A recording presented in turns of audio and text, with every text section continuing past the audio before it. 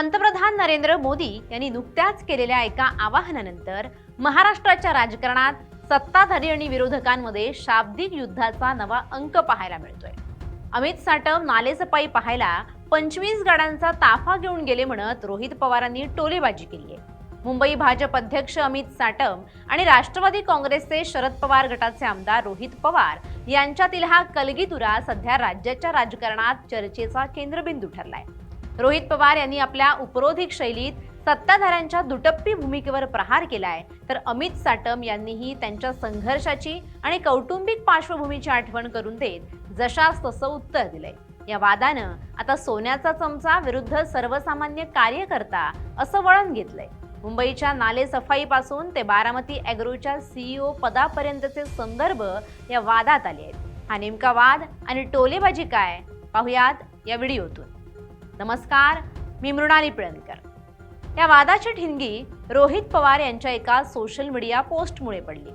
पंतप्रधान नरेंद्र मोदी आणि मुख्यमंत्री देवेंद्र फडणवीस यांनी वारंवार इंधन बचत, पर्यावरण रक्षण आणि साधेपणाचं आवाहन केले। मात्र या आवाहनाचं पालन प्रत्यक्षात सत्ताधाऱ्यांकडून होताना दिसत नाही असा आरोप रोहित पवारांनी केलाय।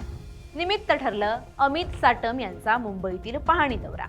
या दौऱ्यात 25 गाड्यांचा मोठा ताफा असल्याचा दावा करत रोहित पवारांनी सडकून टीका केली। त्यांनी म्हटलंय की पंतप्रधान आणि मुख्यमंत्र्यांच्या आवाहनाला अमित साटम यांचा 25 गाड्यांच्या ताफ्यासह उदंड प्रतिसाद मिळालाय। कदाचित त्यांच्या गाड्या पाण्यावर चालत असाव्यात म्हणूनच इतका मोठा ताफा मिरवला जातोय।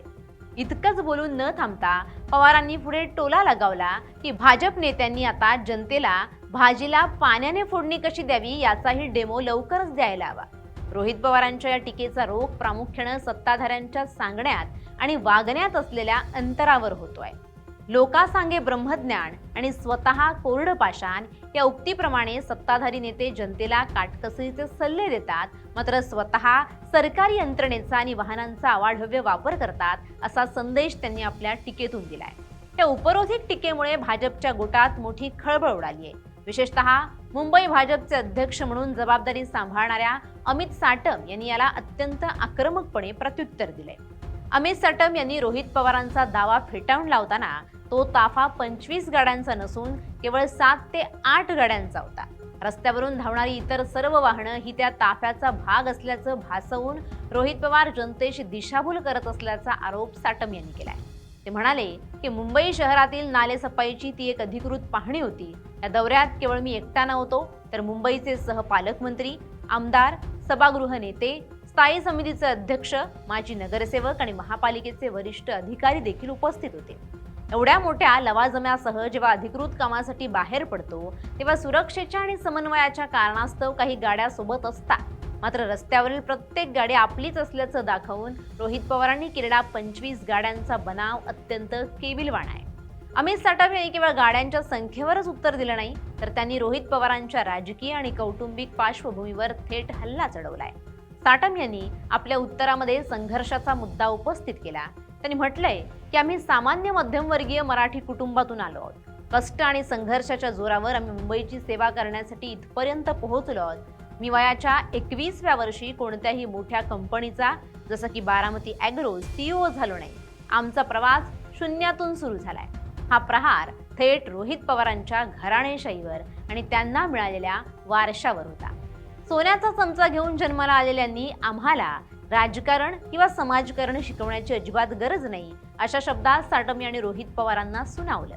हा वाद केवळ 2 नेत्यांमधील शाब्दिक युद्ध उरलेला नाहीये। रोहित पवार यांनी ज्या प्रकारे पंतप्रधानांच्या आवाहनाचा संदर्भ देऊन भाजपला घेरण्याचा प्रयत्न केला, त्यावरून विरोधक आता सत्ताधाऱ्यांच्या प्रत्येक हालचालीवर बारीक लक्ष ठेवून असल्याचं स्पष्ट होत आहे। विशेषतः मुंबई महापालिकेच्या निवडणुकीच्या तोंडावर नालेसफाई आणि शहरातील विकास कामांच्या पाहणीवरून होणारे हे राजकारण अधिक तापण्याची शक्यता आहे। रोहित पवारांच्या टीकेनं भाजपची इमेज सर्वसामान्यांपासून तुटलेली आणि विलासी जीवन जगणारी अशी करण्याचा प्रयत्न केलाय, तर अमित साटम यांनी आपल्या उत्तरानं रोहित पवारांचा राजपुत्र आणि स्वतःला जनतेचा सेवक म्हणून ठसवण्याचा प्रयत्न केलाय। बारामती विरुद्ध मुंबई आणि घराणेशाही विरुद्ध संघर्ष असा हा लढा आता सोशल मीडियापासून ते गल्लीबोळातील चर्चेपर्यंत पोहोचलाय। पंतप्रधान मोदींनी दिलेली शाश्वत जीवनशैली आणि पर्यावरणपूरक वर्तन याची आठवण करून देत रोहित पवारांनी जो राजकीय डाव टाकला होता त्याला साटम यांनी वैयक्तिक संघर्षाची जोड देऊन परतवून लावलंय. मात्र या सगळ्या वादात सर्वसामान्य जनतेचा प्रश्न हाच आहे की नेत्यांच्या ताफ्यामुळे होणारी वाहतूक कोंडी आणि इंधनाचा खर्च हा खरोखरच आवश्यक आहे का? नालेसफाईची पाहणी करण्यासाठी एवढ्या मोठ्या लवाजम्याची गरज असते का? हे प्रश्न आजही अनुत्तरित आहेत. एकंदरीत रोहित पवारांनी सत्ताधाऱ्यांचे वाभाडे काढण्याचा प्रयत्न केला असला तरी अमित साटम यांच्या आक्रमक पवित्रा आणि बारामती ॲग्रोच्या उल्लेखामुळे या वादाला वेगळीच धार चढली आहे. आगामी काळात अशा प्रकारचे आरोप प्रत्यारोप महाराष्ट्राच्या राजकारणात आणखी तीव्रतेने पाहायला मिळतील यात शंका नाही. सत्ताधारी आणि विरोधकांमधील ही ठिणगी आता कुठल्या थराला जाते हे पाहणं औत्सुक्याचं ठरेल. Bureau report, LS Marathi.